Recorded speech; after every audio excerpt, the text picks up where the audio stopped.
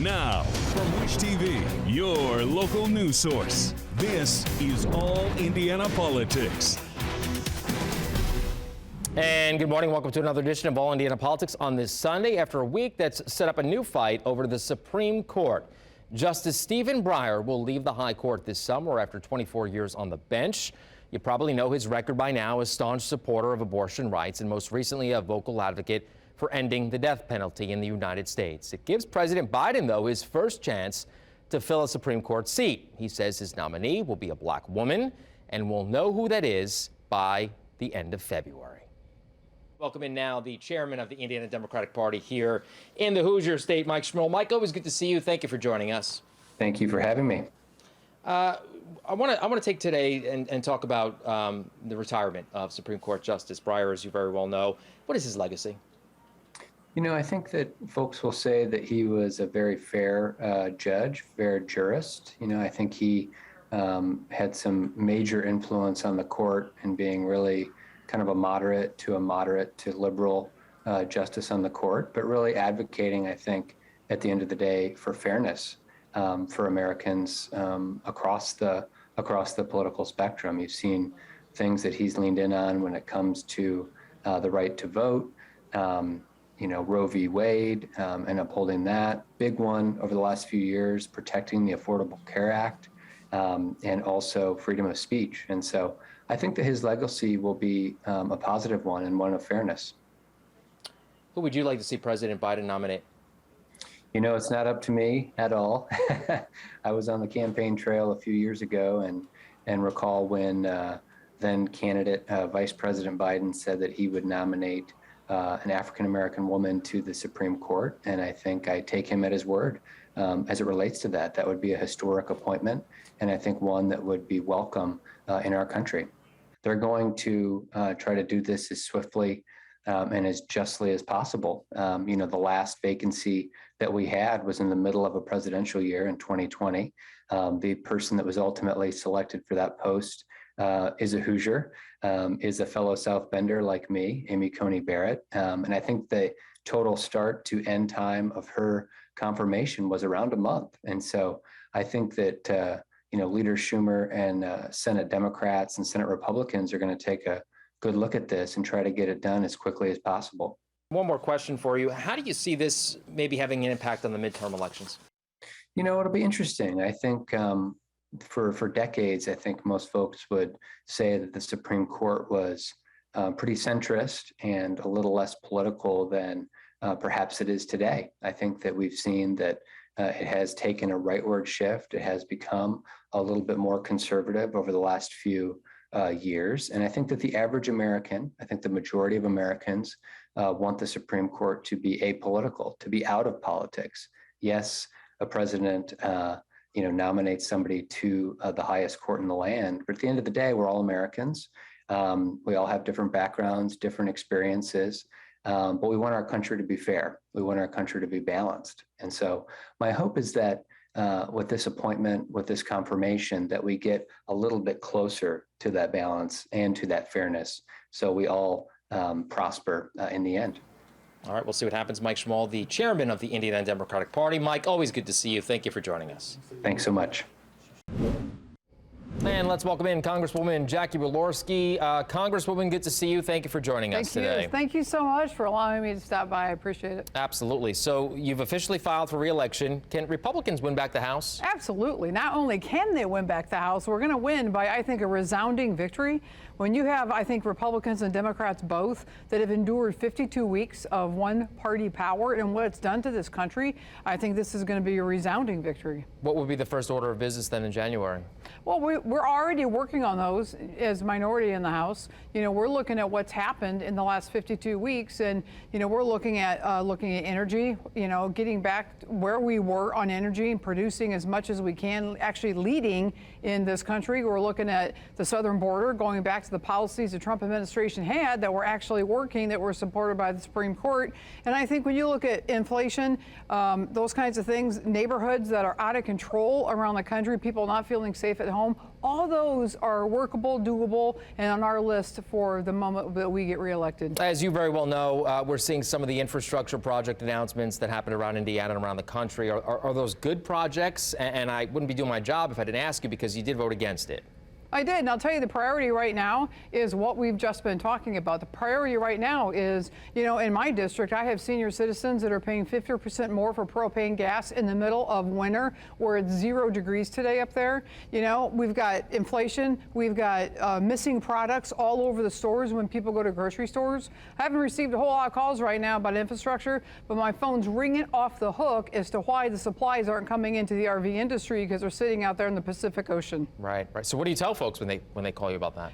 We sent a letter to Pete Buttigieg, Secretary Buttigieg, asking for some type of urgency, because it's slowing down the manufacturing sector, and the Indiana 2nd District leads virtually countrywide in the manufacturing sector. That's what we do, and just ask them to find a solution, and if we can be a part of that, we want to be a part of that. We'll help. As you very well know, Supreme Court Justice Stephen Breyer announced that he will be retiring from the court this summer.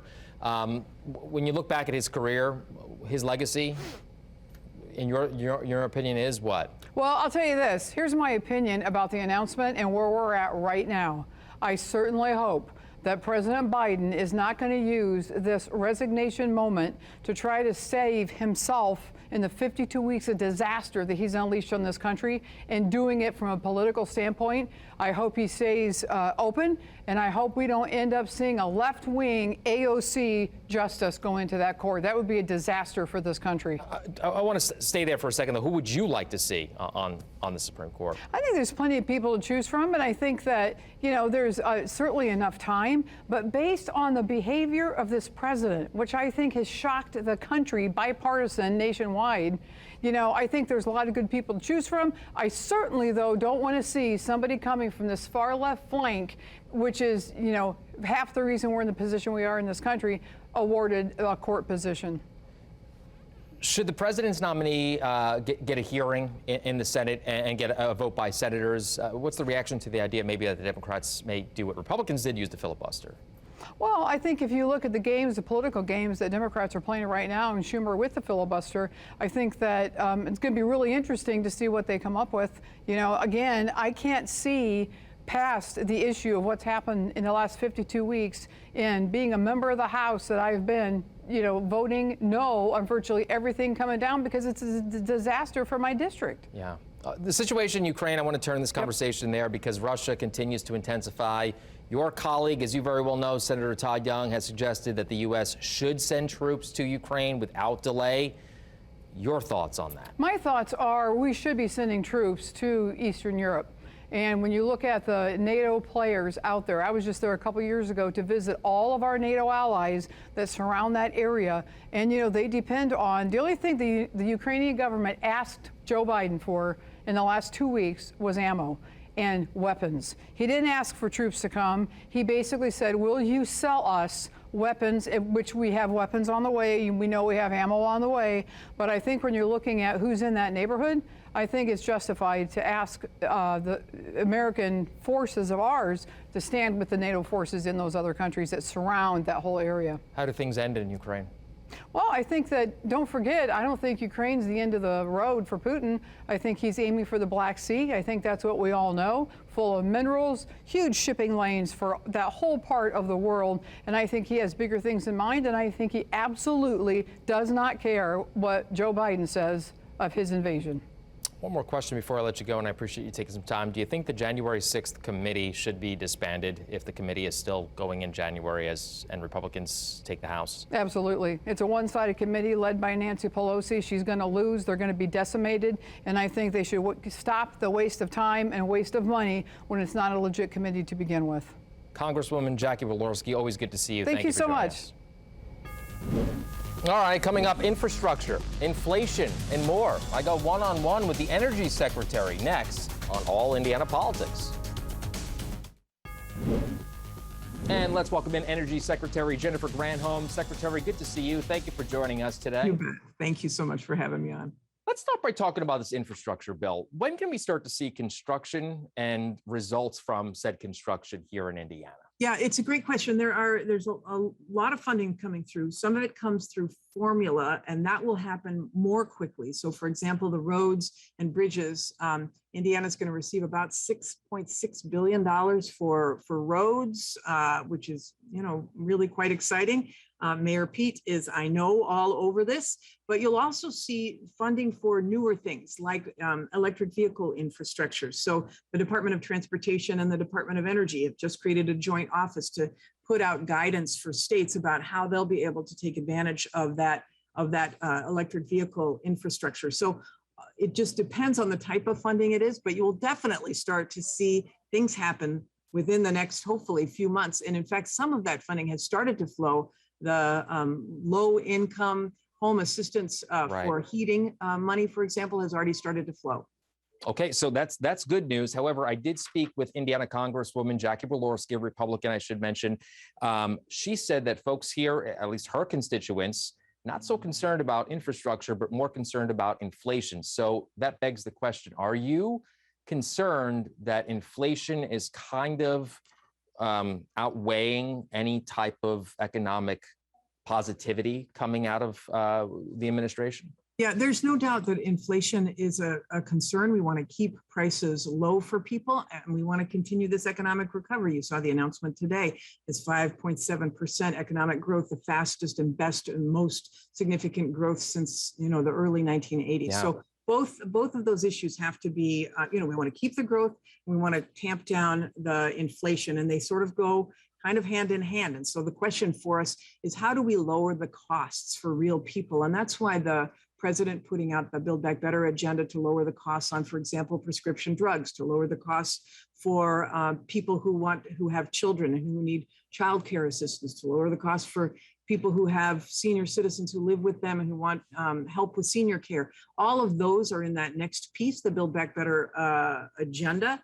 But the first piece that already passed is a long-term strategy that is for infrastructure that will put the nation on a competitive path well into the future. And that is, both pieces are needed, both to lower the cost for people and to invest in our nation's infrastructure. I'm glad you brought up Build Back Better, because it's the perfect segue to my next question. As you know, it failed in the Senate.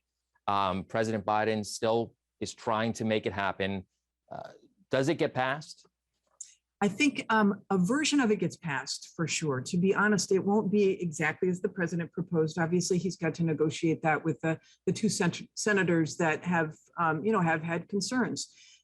But there will be a version of that passed. As Secretary of Energy, I'm really hopeful that the provisions that deal with climate change and the jobs that go with building out this clean energy infrastructure pass.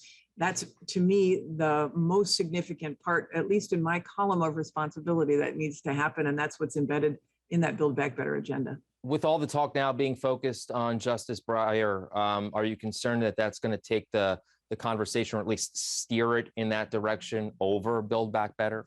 Well, I do think that, I think that Congress can do a couple things at once, including nominations like that. There will certainly be a lot of activity around that, but that doesn't mean that there should not be a push to continue moving that economic agenda forward to lower prices for people. So I think both will happen. I think probably, I don't know. It's hard to say what the time frame will be, because he's going to be announcing the Supreme Court nominee by the end of February, and there's still room. We got a whole month left to be able to still do other work. So I'm hopeful that we can do both and do it in the spring. Energy Secretary Jennifer Granholm from Washington, D.C., thank you for joining us. We really appreciate it. You bet. Thanks so much for having me on. Appreciate it. Take all Indiana politics on the go with you. Download our podcast now. Part of the All Indiana Podcast Network and allindianapodcastnetwork.com. And welcome back to All Indiana Politics on this Sunday, as we welcome back in Democrat Brian Gaddy and Republican Whitley Yates. Good to see you both. Happy weekend. Let's talk about the Supreme Court, if you don't mind. Brian, we'll start with you today. The president says he's going to hold his campaign pledge and appoint a black woman to the Supreme Court. Your thoughts? Well, President Biden's going to definitely honor his campaign promise, and he's definitely going to do it. And there are a lot of qualified African-American jurists all over the country. And he's definitely going to keep that pledge. It's going to be historic. in the history of the Supreme Court, which is what, over 215 years, about 215 years, we've never had an African-American woman who served on the highest court in the land. President Biden's about to change that. Whitley, I know we got your opinion on that earlier in the week when the announcement was first made. Why don't you remind us again where you stand on this? You know, I'm going to be honest. Biden has not kept a lot of his promises to the American people, specifically to the Black community who kind of helped him get into the place and position that he's in now. He's consistently let us down and produced absolutely no policies for Black people. And so if he does decide in this instance to actually follow through with his word, which I'm actually not sure if he will, but if he does, I think it'll be great. I think we need to look at the qualifications of the candidates and stop focusing on skin color.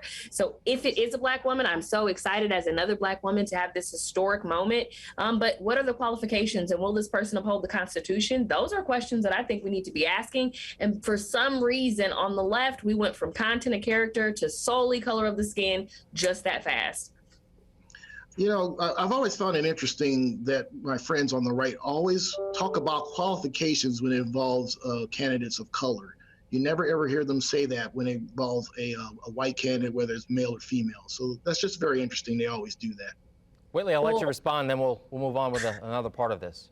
Come on, Brian. Don't you think everyone should be qualified for whatever position that they hold? Isn't that the standard? Why is the question only positive when it's a candidate? Let's be honest. Who doesn't want a qualified person in office? Well, apparently the Dems don't, because they put Joe Biden in there. So when it comes to qualifications, we clearly cannot look to the left of the leader. Let me just jump in real quick, because Whitley, we have heard a couple of the.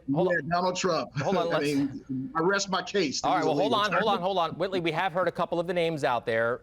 It seems like their resumes are pretty good. Do you not think that they're qualified?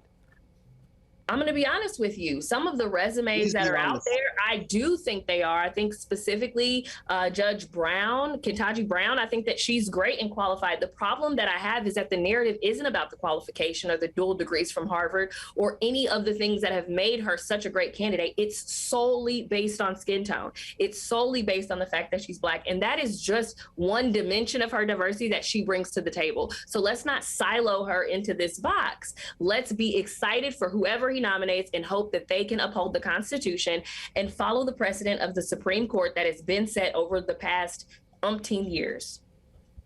Brian, you want to no one has siloed Judge Brown, so I don't know where that's coming from. We Democrats have not done that. But again, my point stands. Why is it there's always we have to know if they're qualified or not when it's a candidate of color, a minority candidate? We don't ever ask those questions when it involves a white candidate. And that's something that the right wing does all the time, and they really need to stop. But unfortunately, I think all candidates should be qualified for the offices that they run into. Now, to be fair though, Brian, didn't Democrats do that to Amy Coney Barrett and Brett Kavanaugh?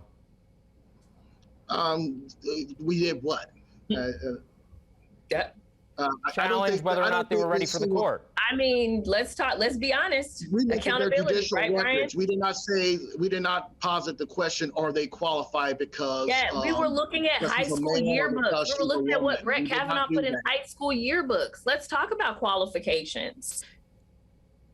Okay. Let's talk about qualifications. Another part of this topic that I want to dive into is, and I'll start with Whitley on this one, does the historic nature of the appointment make it harder to vote no for some senators, especially on the right? Whitley. Let's be honest, it shouldn't have anything to do with it. It shouldn't have anything to do with it. If there is an issue or if senators find problems and have to ask questions, that should be the due diligence that they give to every single person, and there should be no special treatment given to anyone else. And so I don't believe that anyone believes that that is how we should be operating our government. Brian, 30 seconds, take us home, sir. Judge Brown is already on the circuit, D.C. Circuit Court of Appeals. She's already gone through a process, a confirmation process, getting votes from both Democratic and Republican senators. So we're not talking about a specific person. We're saying in general, should they be able to turn someone down or say that they're not qualified, or can they do that because the race issue is such a prevalent factor right now? Brian, last word. The point is that Judge Brown and any candidate that President Biden picks for the SCOTUS will be more than qualified. We'll leave it there. We'll let you guys go at it on social media. We'll talk to you soon. Thank you very much, and we'll be right back. All right, thank you for joining us for All Indiana Politics on this Sunday. We'll be back here next Sunday morning, 9:30. You can also find our brand new All Indiana Politics podcast, part of the All Indiana Podcast Network at wishkitty.com. Have a great weekend.